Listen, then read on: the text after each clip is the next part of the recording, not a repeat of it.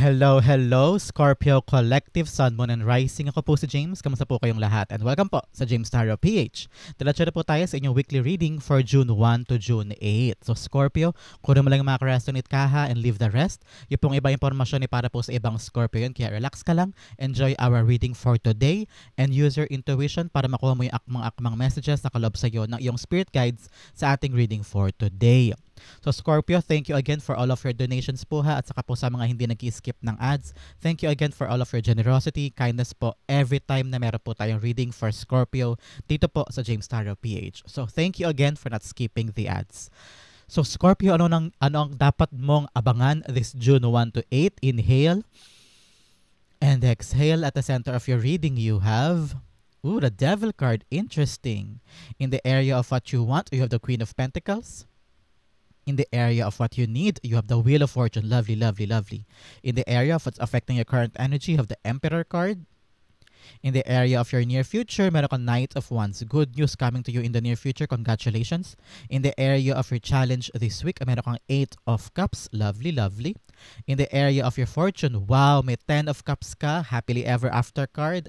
Harmony, joy for the family. Congratulations. Pag-usapan natin yan in detail mode later on. In the area of your divine advice, meron kang King of Wands. Beautiful. And your outcome this week, Scorpio, meron kang Tower card. Something is changing, something is happening for the better. So pag-usapan natin yan later. But first, ano yung nasa bottom of your deck, your background energy for the week, you have 5 of Cups. This time around, Scorpio, may mga bagay ka daw na kailangan ng kalimutan. May mga bagay kang kailangan ng intindihin na parang okay, parte na yan ng past ko, hindi na yan dapat makasama pa sa future ko o sa present ko man lang.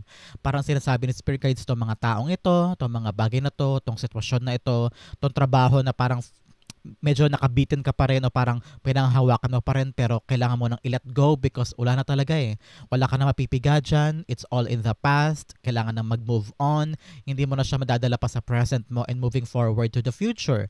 May mga tao din ganito sa buhay mo siguro, Scorpio. Pwede rin ang mga natapos na relasyon, mga natapos na mga pangako, pangarap, mga goals or dreams. Talaga namang patagal mong tinrabaho pero walang pinatunguhan. Ito yung pagkakataon for you to really accept the truth, accept the fact na tapos na talaga siya.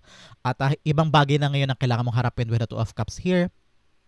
Telling yourself na parang, okay, tapos na talaga yan, okay na ako, haharapin ko na yung bago, ready na ako, ganyan. So ngayon, bigyan mo ng kalakasan din ng sarili mo to be ready. Parang bigyan mo rin siya ng espasyo. Parang after you accept the truth, bigyan mo yung sarili mo ng ilang moment for realization, reflection, titimbangin mo kung saan ka ba nagkamali before, and then gamitin mo siya as lesson para this time around kapag nagsimula ka ulit, hindi mo nababalikan yung mga dating nangyaring pagkakamali o mga pagkukulang sa mga bagay na yun before. Dito rin sinasabi ng Spirit Guides mo na magkaroon ka ng time para patawarin din ang sarili mo sa mga bagay na naging partisipasyon mo sa nangyari before. Hindi naman lahat yan ay kasalanan mo lang di ba? So parang huwag mo na daw i-replay pa sa isip mo na paulit-ulit yung mga nangyari dati. Ganun talaga yung nangyari yun Yun ang nagawa mo, yun ang naging epekto, yun ang kinalabasan. Be at peace knowing na kung ano mo yung mga nangyari, yun ay nakatadahan ng mangyari. At inalis ni God sa buhay mo yung mga taong yun, yung mga pangarap na yun, yung mga bagay na yun because meron siyang redirection. Okay? Rejection is God's redirection. Kapag hindi mo makuha-kuha yung isang bagay, kapag pinangarap mo, o tao man ito, o trabaho, o negosyo, any passion project, or any endeavor na matagal mong ginugol lang sarili mo to have that or to have them. And then parang walang pinatunguhan. Scorpio? Have peace in your heart that God is protecting you, redirecting you to something much better. Na ayaw niyang kunin mo yun Ayaw ni God na kunin mo yung bagay na yun. Hindi daw yun para sa'yo. So, magkaroon ka ng kapanatagan sa puso na hindi talaga yun for you and that bigger things that are meant for you to have ang ibibigay sa'yo ni God moving forward. Okay? Yeah, humanda ka na. Humarap ka na sa kabilang panig ng buhay mo patungo sa present and future because there are bigger things coming for you, especially pagpasok ng linggong ito. Okay, Scorpio? So napakaganda na yung background reading. Isa mapagpalaya, empowering energy in your life. So pag-usapan natin ang yung spread dito for the whole week, June 1 to 8, ilan ang yung major arcana sa cards ito? Mukhang marami. You have the Emperor card, you have the Devil card, you have the Wheel of Fortune, and you have the Tower card. So, 4 na malalaking powerful cards ang makaka-apekto sa buhay mo this week. So, ano initial? Ano yung paunang ibig sabihin ng mga major arcana na ito? Sinasabi dito, Scorpio, na in order for your luck to change, para magbago ang swerte sa buhay mo at magkaroon ng talagang radikal na pagbabago for the better, kailangan mong laksan ang loob mo, tapangan ang sarili mo, i-accept ang mga dapat i-accept na pagbabago at tanggalin sa sarili mo o sa buhay mo yung mga negatibo. Pwedeng negative tao, negative na mga pag-iisip, o kaya negative na paniniwala, o kaya negative na sitwasyon na kailangan mo na makawala doon. Because habang hinihila ka ron pababa, habang kinikip ka niya, yung energy mo, kinikip ka ng mga negatibong yun, lalong nahihirapan magbago ang kapalaran for you. So make sure na putulin ang dapat putulin, whether paniniwala mo yan, o kaya mga mali mong habits o mga mali mong bisyo na kailangan mo nang iwan at talikuran in order for things to beautifully change in your life. Okay, Scorpio, yan ang initial o panimulang mensahe sa iyo ng spirit guides mo sa ating reading for today. So, basahin na natin in detail mode bawat card para sa iyo, Scorpio, this week. At the center, you have the Devil card. The Devil card telling here, yes, may mga negative or toxic energy sa buhay mo this week na kailangan mo ng talikuran, kailangan mo iwan, at kailangan mo ma-recognize na it is done for you with these people or with this group or with this endeavor na talaga namang papahila sa'yo pababa. Paano mo malalaman kung devil energy yung bagay na meron sa'yo? Halimbawa, alam mo naman alam ko magigets mo to yung mga tao na parang pagkasama mo masaya pero kapag lagi-lagi bago kayo maghiwa-hiwalay, lagi may issue, lagi may drama, laging may lumalabas na mga chismis-chismis na parang bakit ganto, bakit ganyan, para kayo nasa reality show, hindi naman kayo mga taga-reality show. Alam mo yun? Yung parang meron kang kasama na feeling boss. Magkakaiba kayo ng power dynamic. May isa, may power tripping, feeling niya siya yung pinakamataas sa inyo sa grupo. Yung umaasta siya, kala mo may ari siya ng kumpanya. Okay, yung isa naman gaslighter, para lagi kanyang minamaliit, tapos gaslight kanya for something better para sa kanya. Nag-ano siya tawag dito, nagpo-project siya sa'yo ng mga negatibo, imbis na parang sa kanya i-reflect yung mga bagay na yun. So parang lagi mo ma-realize ito kung sino yung mga karapat dapat na tao sa buhay mo. Sino yung parang nagmamaliit sa'yo o humihila sa'yo pababa o kaya bad influence sa buhay mo. Scorpio, na kailangan mo ng putulin ng ugnayan sa mga yan. Meron din mga halimbawa, ikaw mismo, mga bad habits mo, baka mamaya tanghali ka na gumising, imbis na dapat sobrang aga para maayos mo na sana yung mga ginagawa mo, o kaya nag-over procrastinate ka, imbis na asukasuhin mo na yung assignment mo tonight o yung task mo today, pinapapasabukas mo na, unahin mo halimbawa yung chismisan sa labas, o kaya panonood ng YouTube, 4 na oras ka na nag-YouTube, imbis na asikasuhin mo yung task na kailangan mo asikasuhin, edi sana hayahay ka na mamayang gabi, hindi ka magka-cramming, ganyan. So, ganun yung mga devil or toxic traits.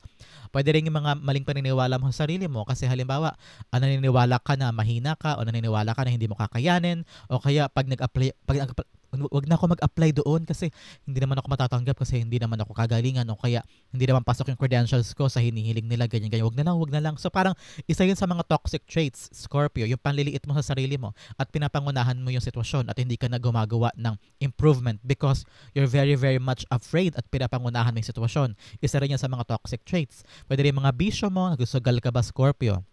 O kaya naman, puro ka inom, puro ka alak, puro ka sigarilyo. Tigilan mo na yan because kailangan mo na daw iwan yan this week, Scorpio, para magbago ang buhay at magkaroon ka ng enough swerte sa buhay mo, okay? O kaya mga mali talagang tao, kaya karelasyon, o kaya family dynamics na very toxic na, o kaya mga setup sa buhay o sa pamilya na parang feeling mo everything needs to change because hindi na ako nag-grow o hindi na ako umaabante. And you need to reconcile with the truth na parang, okay, enough na, time na for me to really change things para magkaroon ako ng bagong simula, okay? The devil cards being clarified by the Four of Cups. Yes, ngayon, nare-realize mo na parang meron ka nang hinahanap na iba. Parang enough na Enough na yung pag-stay for a certain wrong group or for a certain wrong trabaho. May circle ka ngayon na parang ginagalawan mo. Parang, teka, hindi na ako masaya dito mali na tong ginagawa ko Mali na tong, alam mo, nararamdaman mo may mali.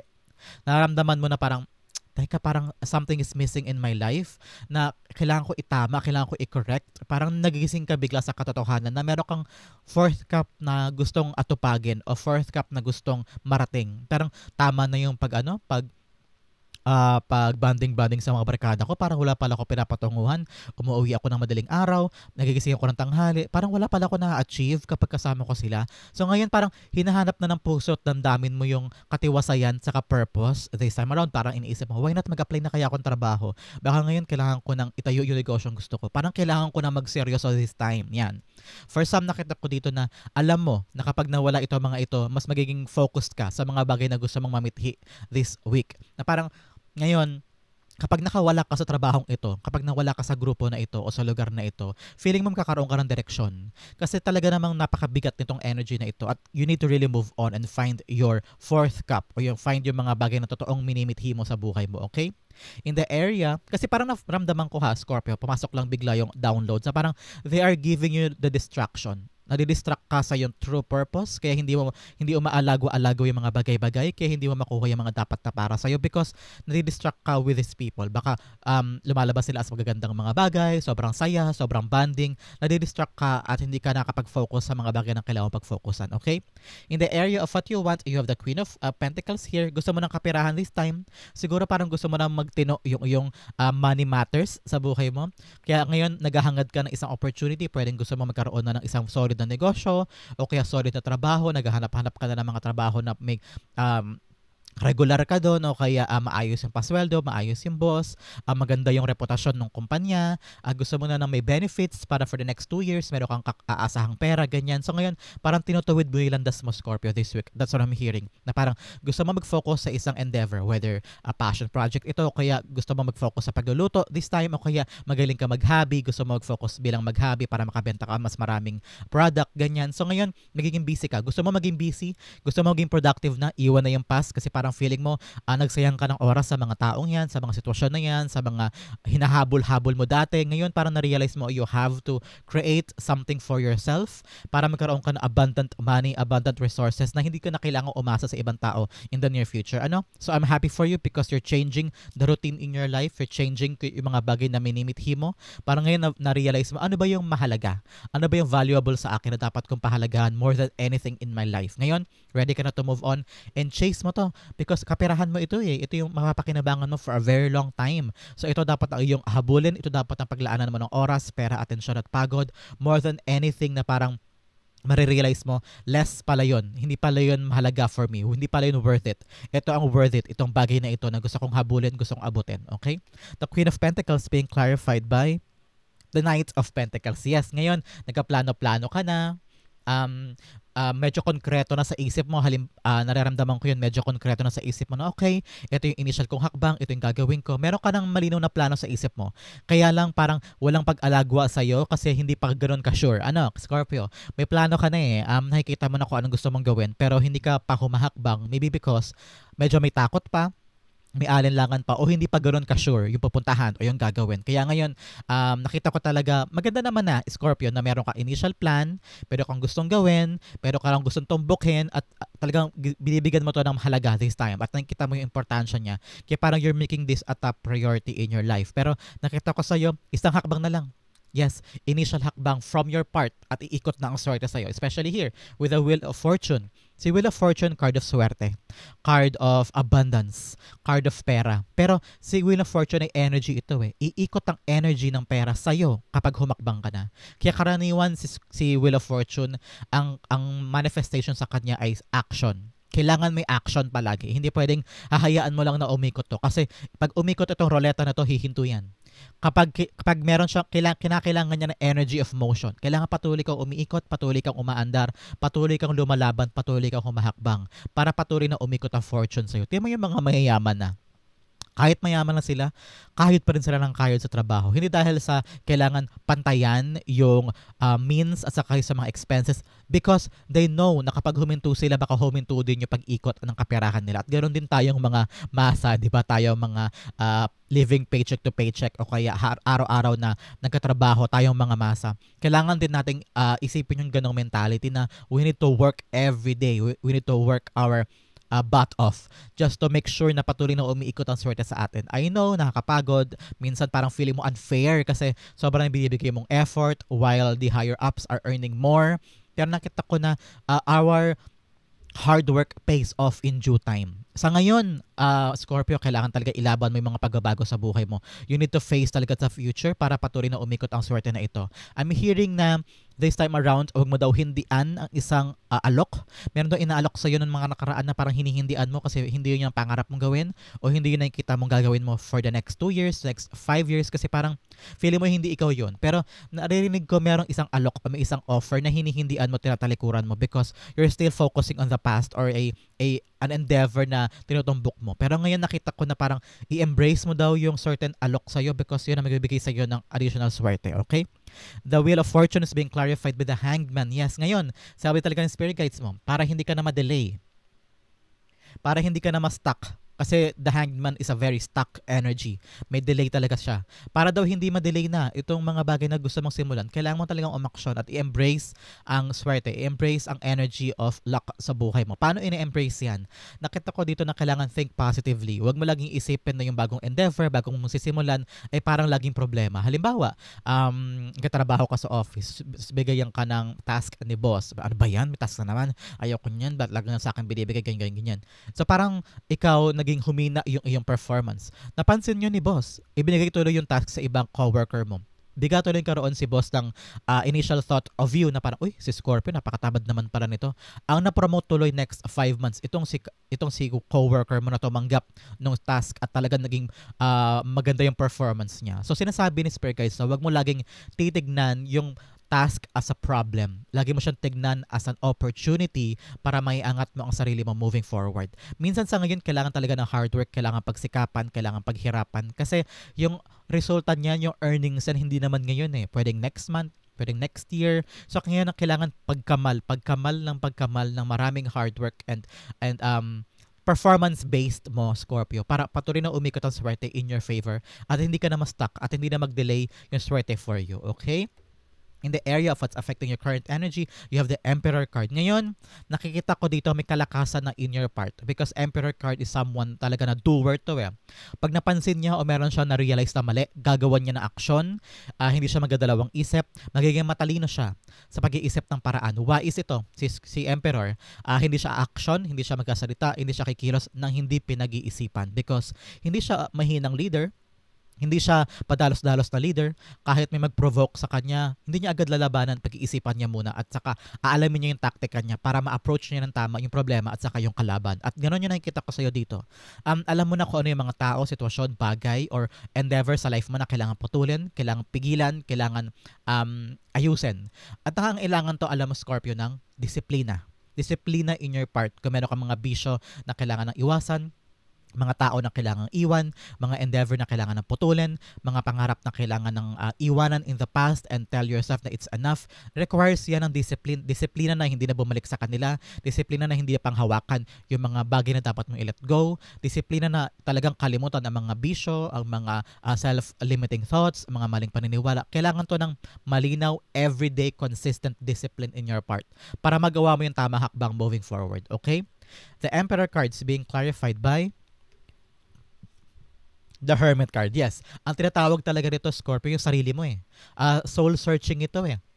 Para magawa mo yung mga disiplina, mga tamang aksyon, mga wais na solusyon, mga tamang sasabihin, mga tamang taktika sa mga approach mo sa mga gagawin mo moving forward, kailangan to ng soul searching sa'yo, within you, sa puso mo, sa isip mo. Kailangan hanapin mo daw to sa sarili mo. Parang hindi mo daw kailangan umasa sa iba o makinig sa opinion ng iba.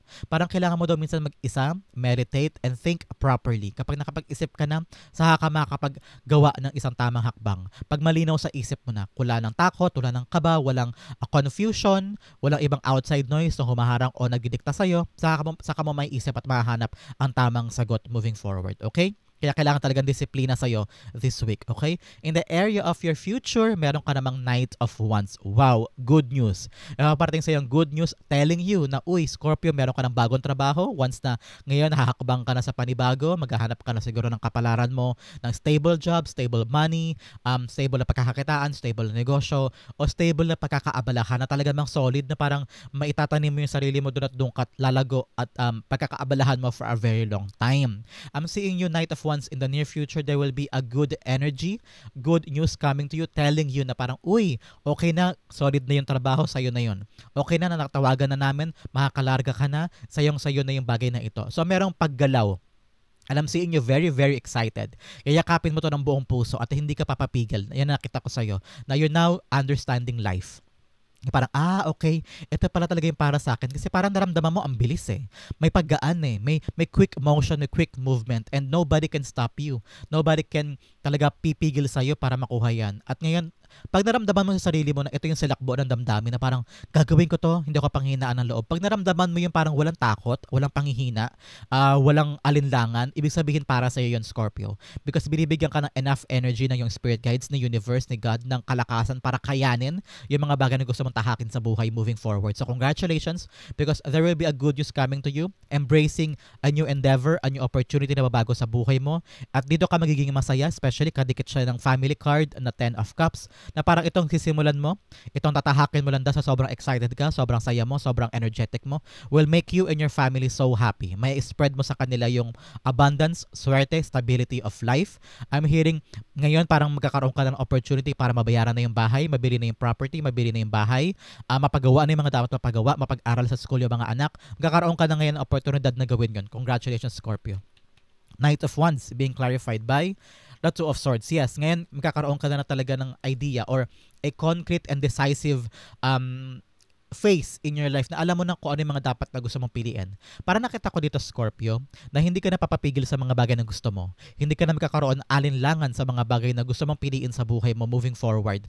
Para nagkaroon ka na ng direksyon, nagkaroon ka na ng clear path moving forward. Hindi ka na yung uri ng tao dati na parang ano ba yan, anong gagawin ko? Inaasahan ko pa rin yung past, inaasahan ko pa rin yung maling tao, paulit-ulit pa rin pumapasok sa isip mo na sana ganito ginawa ko, sana ganito sinabi ko, sana wala sa akin to ngayon, hindi ako nasa ganitong posisyon ngayon. Ngayon, nakita ko in the near future, talaga naman, yayakapin mo yung bagong simula at magkakaroon ka na ng decisive, matapang na desisyon na okay, yayakapin ko to, ito yung path ko, ito yung purpose ko, ilalaban ko to. Okay, Scorpio, napakaganda.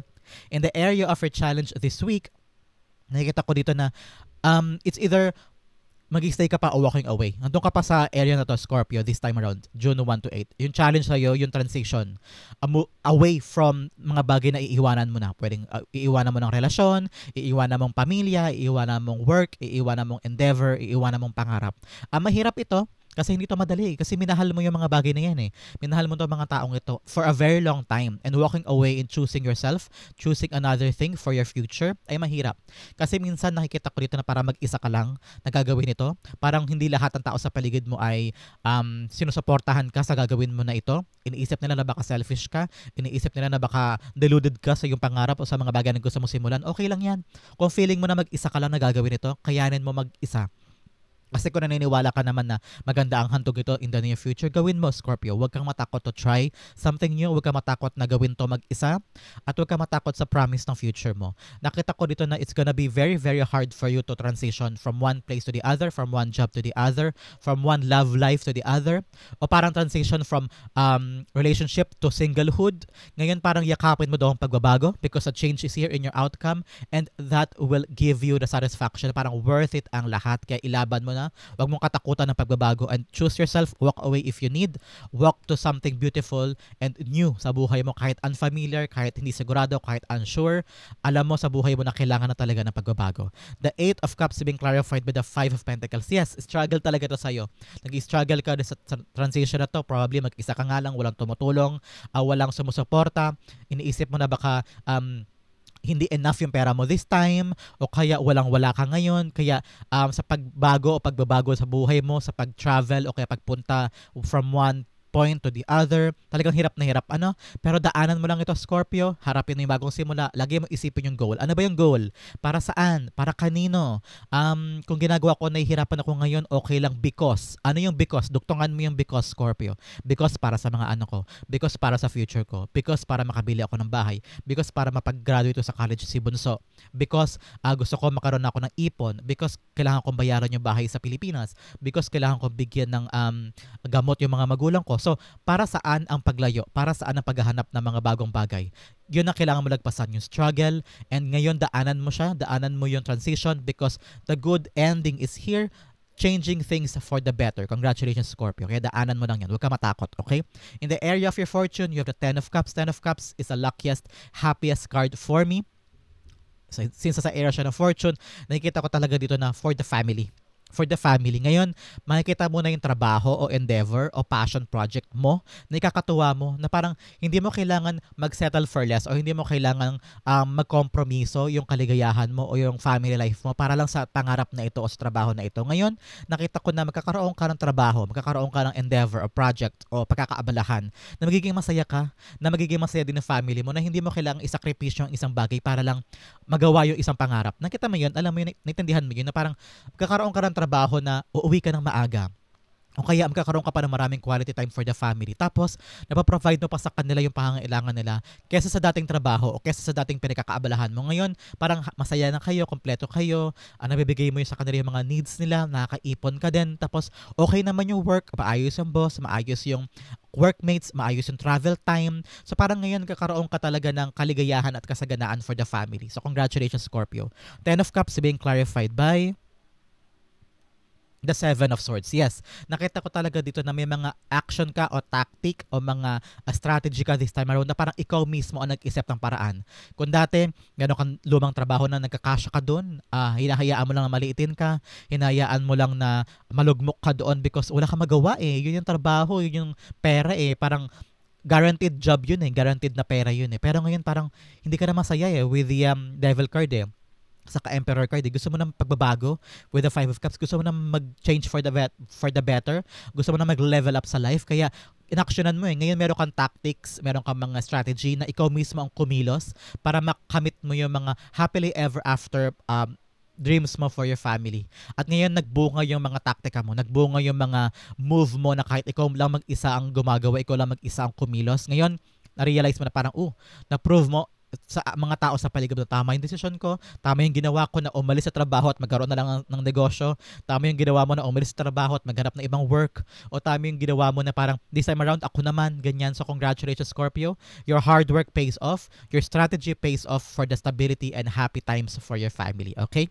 In the area of your divine advice, ito naman paalala sa iyo ng Spirit Guides mo this week, Scorpio, King of Wands. Don't lose your focus on the vision of the future na gusto mong i-create. Kailangan daw maging leader ka of your life this week, Scorpio. Hindi pwedeng half-hearted, hindi pwedeng pabago-bago ng isip, hindi pwedeng urong-sulong ka. Kailangan maging decisive ka. Kung ito yung decision mo, panindigan mo. Kung naniniwala ka sa pangarap na ito, panindigan mo.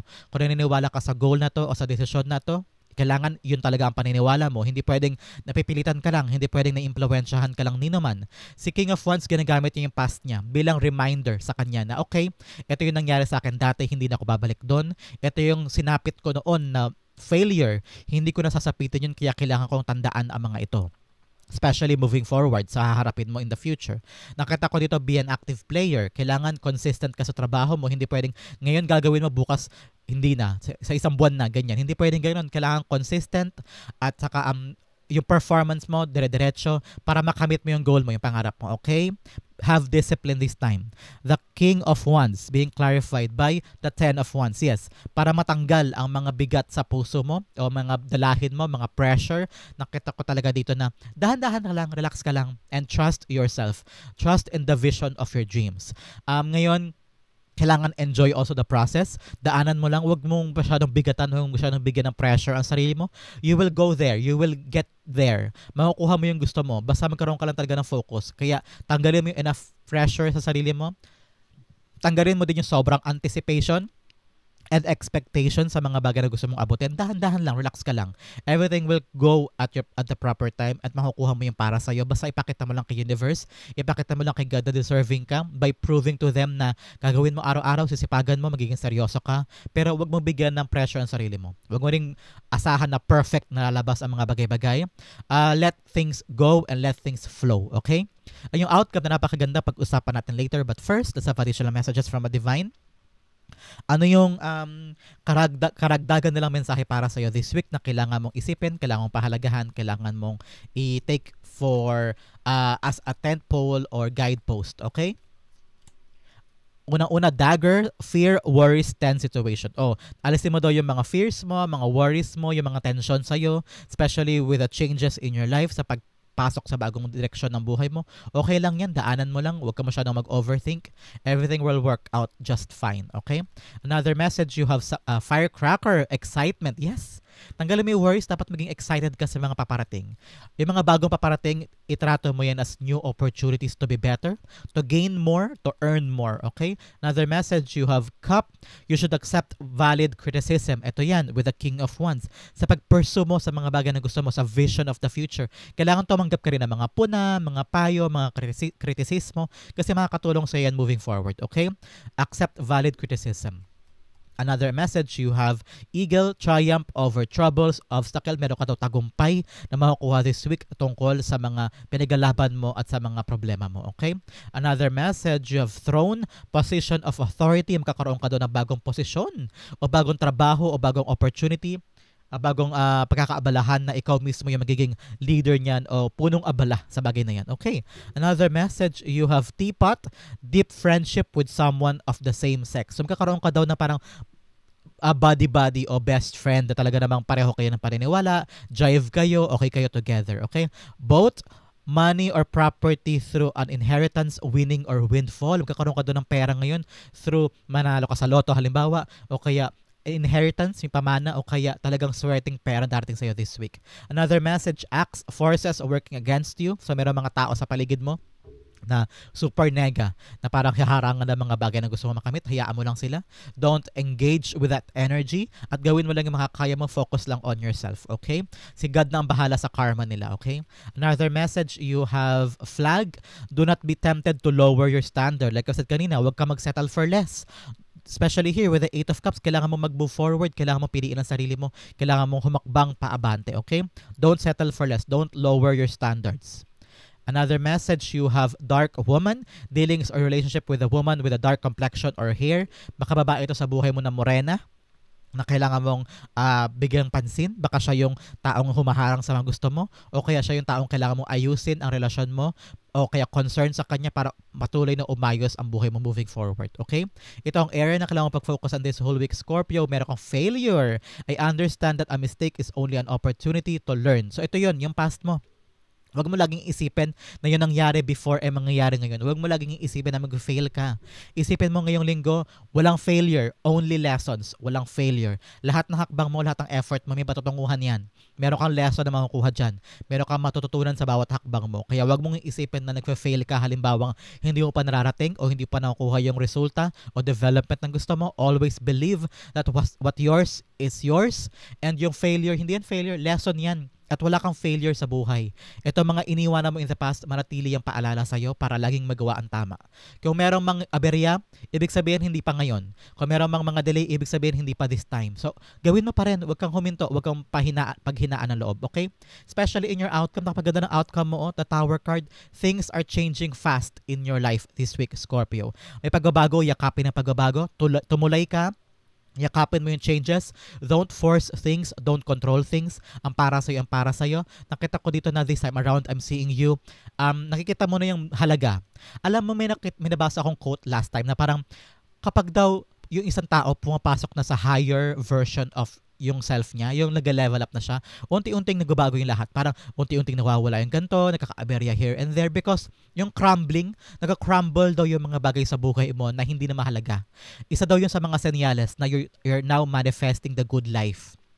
Okay, Scorpio, kapag daw unti-unti nagka-crumble, halimbawa, yung trabaho unti-unti nagfe-fail, tas unti-unti mong iniiwanan yan, yung pangarap parang feeling mo unti-unti nagsasara, o kaya yung relasyon unti-unti na gumuguho o nawawala, ibig sabihin, nagka-crumble na siya, at pa nagka-crumble siya, katulad ng tower, binibigyan ka na ng chance ni God na mag-transition from one endeavor to the other, at hinahanda ka na niya for something bigger, something greater na ipagkakaloob niya sa'yo. At ganoon yun nangyayari sa'yo this time, Scorpio. May tinatanggal, may binabago, may inaayos para makuha mo na at mayakap mo na yung karapat dapat mo na makuha in the near future. Kaya, wag mo nang panghinayangan yung mawawala. I-accept mo yung new opportunities moving forward, okay? The Tower cards being clarified by the Tower card. Wow. The Tower cards being clarified by the Tower card. Oh, hindi ko na daw kailangang explain pa. Sabi ni cards, sabi ni spirit cards, oh, na-explain mo na, ba't mo pa i-explain? Yun ang sinabi ko. Things are changing for the better. May matatanggal, may magbabago, may malilihis, may iiwanan, may bibitawan because mga bagong bagay ipapasok sa buhay mo na karapat dapat, bigger, better things. So congratulations, Scorpio. This is really a blessed, a very empowering, and very shifting mode para sa'yo. Nag-shift ka na for something new. So congratulations. Ito yung mga karapat dapat mo makuha for your swerte, for your abundance, for your future. So Scorpio, that is your June 1 to 8 reading. Sa po kayo nakaresonate, sa po kayo nakarelate, comment down below and I'll be reading your messages. Thank you again for watching hanggang dulo. This has been James for James Tarot PH. God bless everybody.